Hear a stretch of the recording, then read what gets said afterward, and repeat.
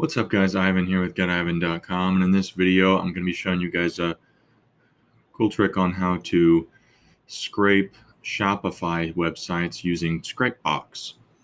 So we're not only going to scrape Shopify websites, we're going to scrape the emails from them.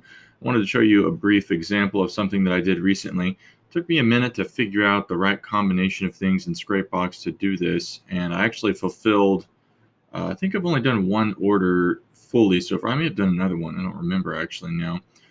But I had someone ask me about it, and I went and kind of figured out how to do the footprints for e-commerce websites. And I started with Shopify, and then I actually got an order from another person who asked me to then do just generic Shopify scrapes. So I ran several tests in trying to collect the URLs appropriately based on particular footprint combinations, and I was able to complete this job.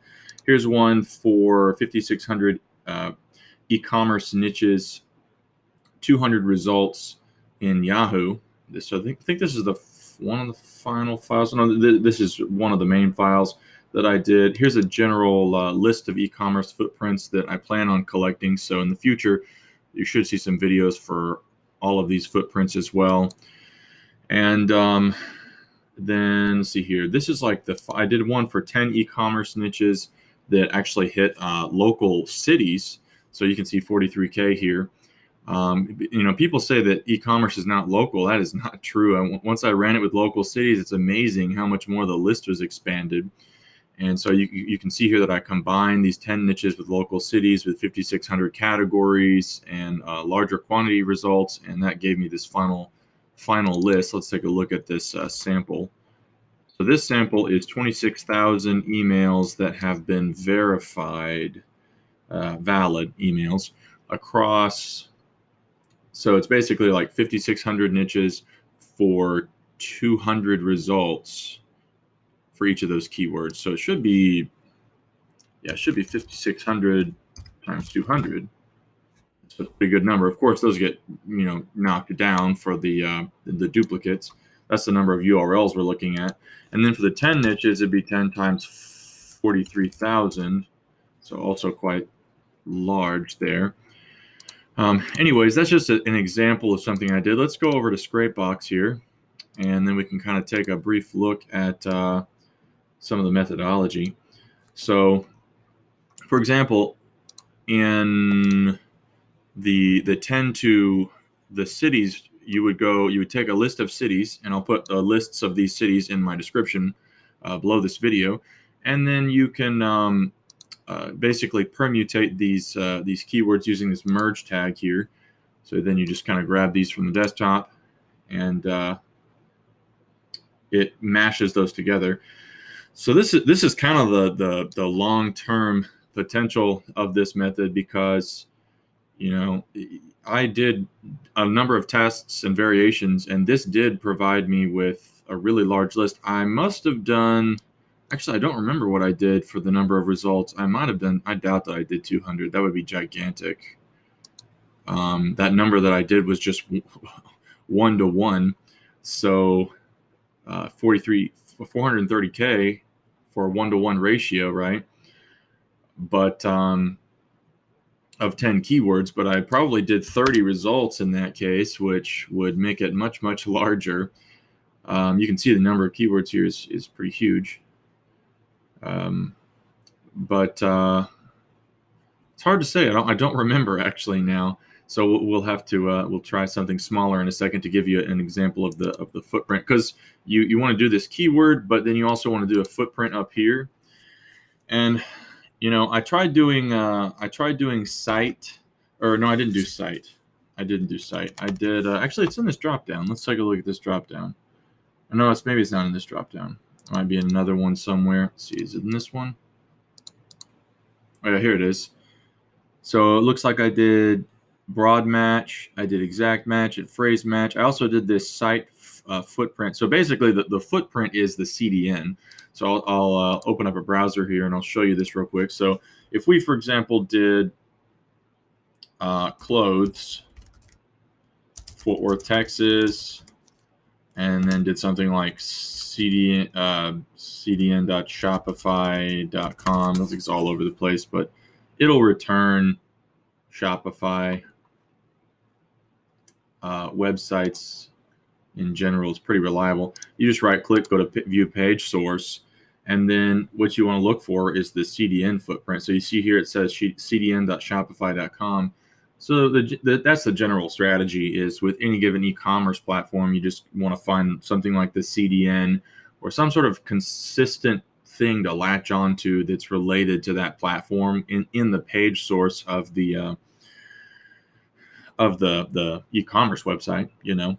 And in this case, it's pretty straightforward there, and you can even do like / and things like that if you wanted to, and that's kind of a part of the cleanup phase, which I'll show you guys in a second. But if I recall, I believe I just did.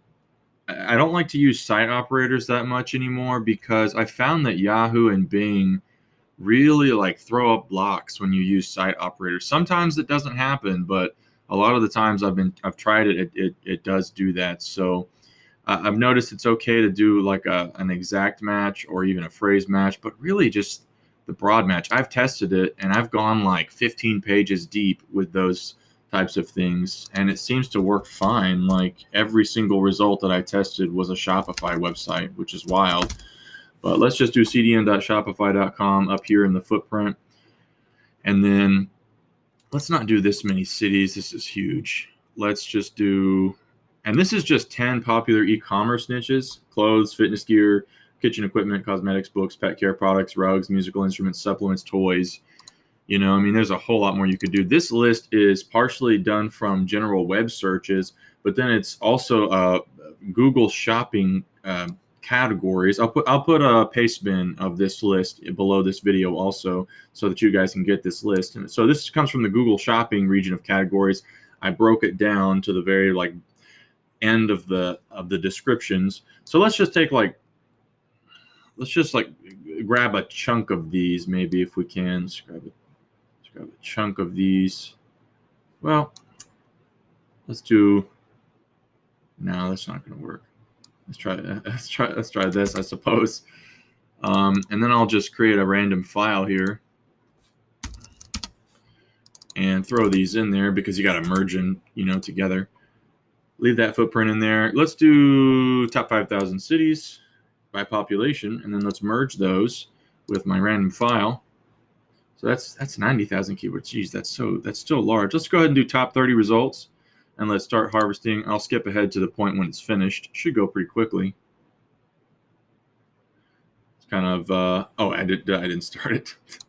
Let's do this Yahoo footprint. They're a little more flexible, and let's do it's 30 results. Okay, let's do Yahoo, and then let's just hit go. I was like pausing there for a second. So it should start in just a second, and then I'll skip ahead.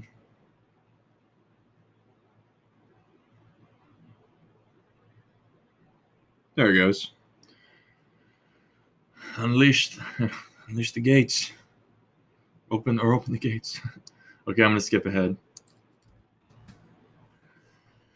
Okay, so I went ahead and stopped it prematurely so that I wouldn't have to wait so long. It looks like we processed about 104,000 emails. So let's take a look here. And it looks like, actually, well, that's probably just partially processing. Looks like we did hit some misses. It kind of varies. Sometimes it's better to do Bing in some cases, and sometimes Yahoo gives really good results. I could be a little bit burned out right now on Yahoo, but let's exit to main. Looks like that dropped down to 18K. So there was a number of duplicates in there. I'm not sure how many.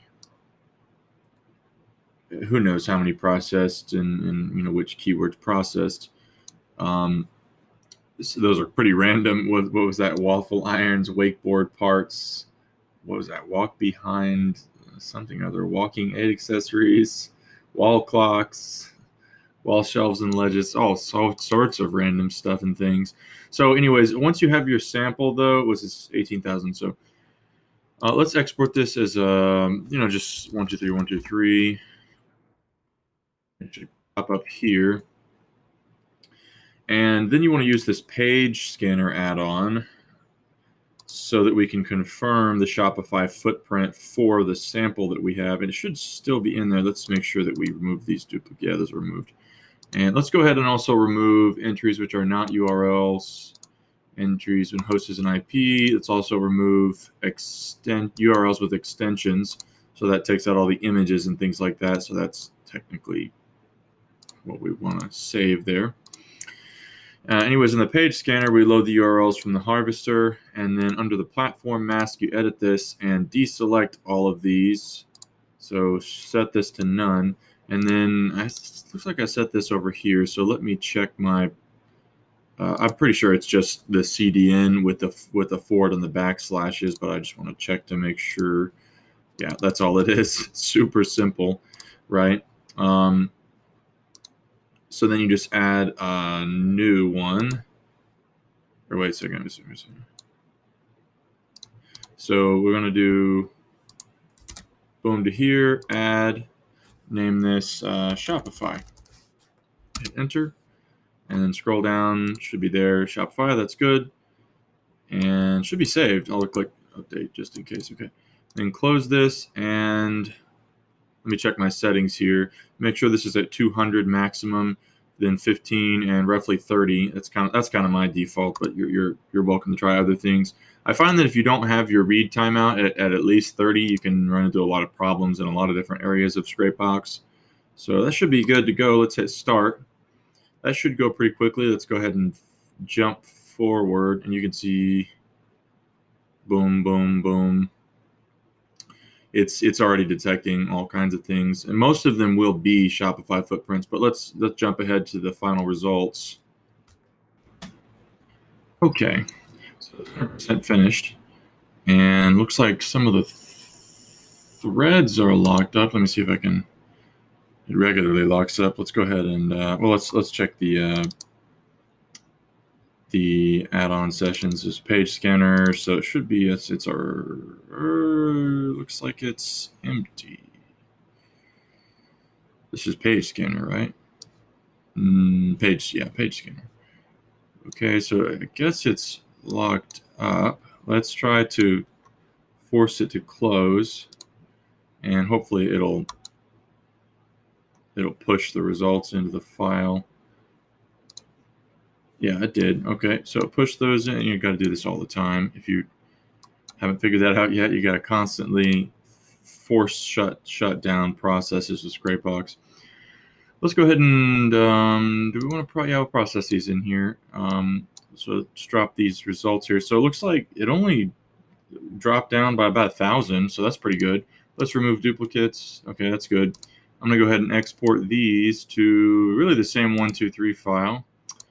And then, so that's basically a list. All those are actually, you know what? It looks like we've got to cut these strings down. So let's remove everything, remove URLs and not, because you see it's got delimiters of the piping symbol, then Shopify. Sometimes they do this instead of just give you the URLs. They should just export the URLs and not the footprint, but it makes sense that they do that if you have multiple footprints. Okay, remove URLs not containing Shopify. So yeah, that did cut it down by about 6K or so. And some of those could contain, well, if it contains Shopify in the URL, then it's probably fine. Let's also, I also kind of want to drop these.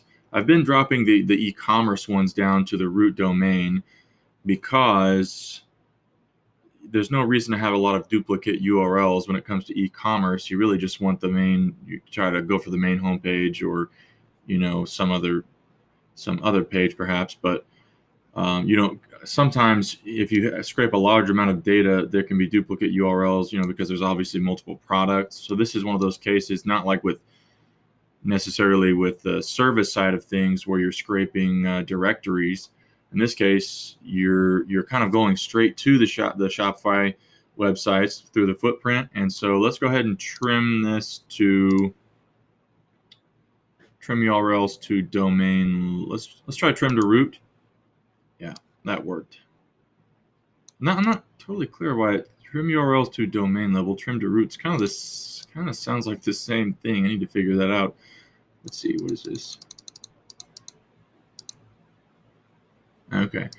Okay, so this should be fine. Let's remove duplicate URLs. Yeah, so that dropped down to 8K. And let's see, 8K. Let me try this. Oh, that's interesting. It dropped down even further. Oh, it probably, you know what? It probably dropped down. Might have dropped down some multi-layered subdomains. I don't know. Probably shouldn't have done that, but anyways, let's just go ahead and export this down to this 123. And so basically, we kind of went from 100K URLs, dropped down to like 18, or may have been around 20K, and we did some culling, and then it went down to like 18K. Eventually, all these different little cuts, and we got down to 8K. So that might not sound like a lot, but given the fact that you can do a whole lot more, you can create a lot larger samples. What I stopped it at was about 10% of the scrape. So whether you're doing this variation or you're doing, some other variation with a whole lot more URLs and a lot more page results, you can get, huge samples. Mine was 100,000 URLs, and like I've been trying to describe, you can get it down to, you know, tens of millions of URLs pretty easily if you let the URLs accumulate, and then you run it through the page scanner, and you can get a huge sample of data. Anywho, basically from here you would just do the grab check on the emails, the phone numbers, whatever you're trying to get. You can grab metadata. Let's go ahead and grab emails and save URLs with emails. Do we have a filter set here? I want to make sure that's not checked. Should be good to go. Nothing in here to confuse. Go ahead and start this. This should go pretty quickly. Let's hop ahead to it. Okay, so that finished pretty quickly. I got about 5,000 emails from those 8,000 pages, which is pretty good. And we're going to go into the data folder and just grab both of these files. And it's weird how it splits them like that. I really don't like that. I need to put them a little higher. Maybe that won't happen. Anyways, let's close this and clear this, and grab this, put it down here, and throw these in here. Remove duplicates. Typically, I export with the URLs for client deliveries and things like that. Do I really want to do that well, I was going to add this file to this description below this in case you guys wanted to use these or test these or something like that. But yeah, I guess I could go ahead and do that. See, it's actually not. Let's see here. This one says with all dupes. Let's see what this one. Yeah, those are the 5,000. I typically would just combine them all and then scrub them, but the problem is that for some reason it's not scrubbing right. The formatting must be off. Oh, look, there's a image. Let's see if I can remove with extensions. It probably won't work. Yeah, it won't work because it's not looking right.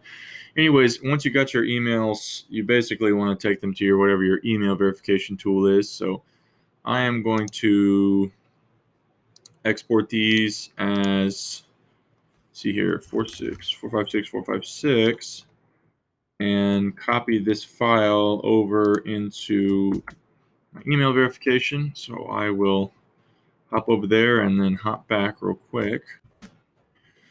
Okie dokie. So I'm going to open up one of my instances. This is Atomic Mail Verifier. This is one of the options. You can also use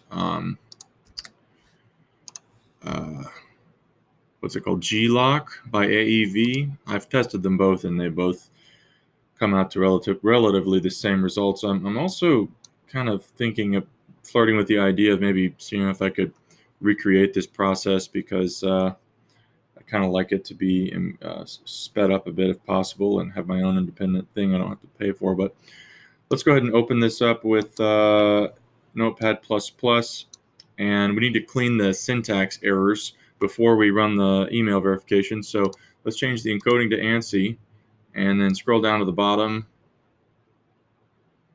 And I do not spot any syntax errors, which is unusual. There's a whole lot of duplicates in here of bogus stuff. So we'll have to, actually I need to open this, and I need to change the delimiter from the piping into a semicolon. So change this to this, replace all, then save, close, and transfer. So that should be, there's a ton of images. Geez, that's not good. Could have sworn that I deleted the, well, it picked up multiple images is probably what happened. Let's take a look at what happens. So let's delete the duplicates. So it went from 5K to about 4.3K. Verify. Domain does not exist. That's not true. Let's stop this here. Sometimes that happens. There's a glitch with the formatting. Let's go back into the file and let's reopen it and find the semicolon and replace it with 2 more semicolons, 3 semicolons. Give it some space so that it can't mess up when it interprets the domain. Let's delete everything and add this back. Select all, delete duplicate.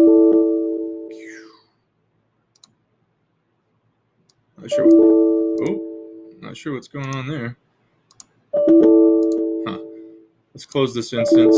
Something weird is happening. I've never seen this error before. Okay, I'm about to just, sorry for these noises.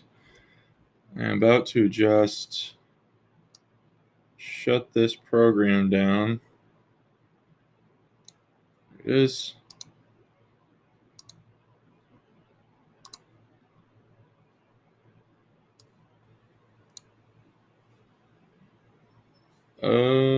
Looks like it closed the wrong instance. There it is. Sorry about that. Let's reopen it. And that never had that problem happen. Let's go ahead and delete duplicates again. There it goes. And the emails get picked up from Scrapebox using basically regular expression, so that's why those patterns are being viewed that way. Let's go ahead and see if we can get some. Domain does not exist, huh? Let's actually check some of this stuff. What is this? Portugaliastore.com. Is this alphabetical? Let me, or in order. Let's take a look at this URL. That is definitely a website. So what's the problem here? It's obviously invalid, but if it doesn't detect the website, then that's a serious issue. Oh, you know what? It's looking at the, I'm sorry, that's kind of doofus me. Of course, the domain does not exist with the image. For some reason, I was thinking of it as it was looking at the other column, and that's not how it works. My apologies. I just kind of had a brain blip there. So this will be finished in a moment. Let's skip ahead. Okay, so looks like it's basically finished. It kind of tends to hang up at the last minute, just kind of like Scrapebox. But I don't know what it is about these programs that can't cut off ties with these threads. Let's go ahead and stop it, and you can see 2,100 that are absolutely valid. So that's about half the sample, which is actually really good. And then some are uncertain, mostly from email forwarding, and some of them are going to be from, bans and things like that, because I always verify from the same IP because I want to find the ones that are absolutely clean. Anyways, let's export these to just pure. Actually, do we want it to be? Yeah, we'll keep these columns. Yeah. I'll go ahead and do valid and uncertain, and then now I can just give this to you guys in a paste bin below. So let's save this, and let's call this random W Shopify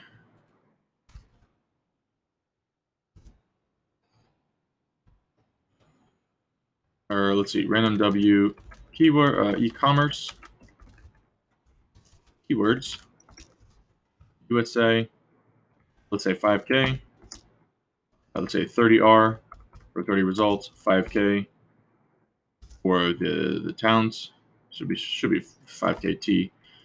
USA, Yahoo, Scrape, Scrubbed, Verified, Valid, and Uncertain. Uncertain. All right. Text file. Yep. Let's go ahead and. Normally I save them as text files, but let's say this is CSV so I can convert it easily to Markdown.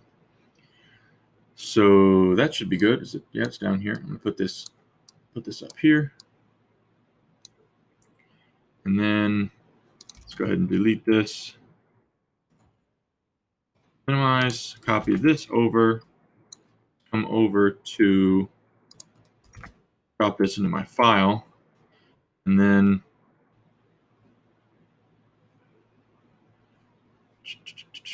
that's good. And then let's head over to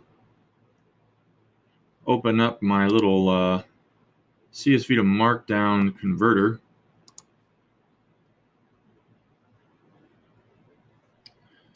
Let's choose that file we just saved, Ecommerce. Let's grab this.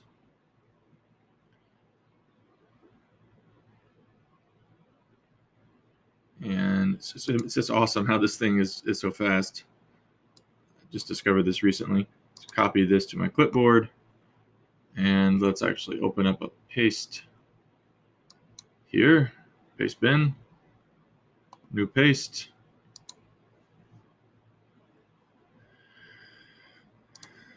Grab this Markdown. Drop this in there. And in the second here, I'll put the link to this video in this paste. Let's do this unlisted for now. And what was this file called? Let me grab that file name.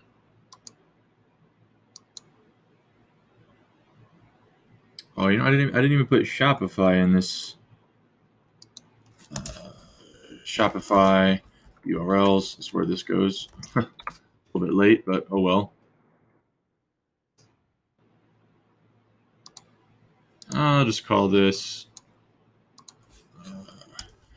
random verified Shopify email sample. 2K plus random verified Shopify email sample. Okay. Let's see here. Markdown, never enlisted, yada folder. Let's put this in Scrapebox. And create new paste. Should be good.